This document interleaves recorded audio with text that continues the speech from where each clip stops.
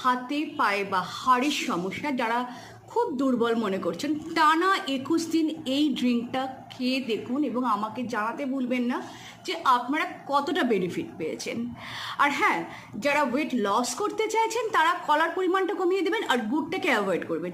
আর যারা একটু weight gain করতে চাইছেন তারা গুড় ও কলা রাখতে পারেন। অবশ্যই এই ড্রিঙ্কটা টানা 21 দিন। এই হেলথ ড্রিঙ্কটা বানানোর জন্য আমি প্রথমেই নিয়ে নিচ্ছি 100 গ্রাম ছোলা। এই ছোলাটাকে প্রথমে গ্রাইন্ড করে এবার পাউডার বানিয়ে নিচ্ছি। তার মধ্যে দিয়ে দিচ্ছি আগে থেকে জাল দিয়ে রাখা দুধ, আর দিয়ে দিচ্ছি কলা আর খেজুর, অবশ্যই খেজুরের সিডটা বার করে নিতে হবে, আর দেবো গুড়। ব্যাস, এবার এটাকে মিক্স করে নিচ্ছি। তারপরে ড্রাই ফ্রুটস দিয়ে পরিবেশন করছি হেলদি ড্রিঙ্ক। এই ড্রিঙ্কটা অবশ্যই 21 দিন টানা খেতে হবে।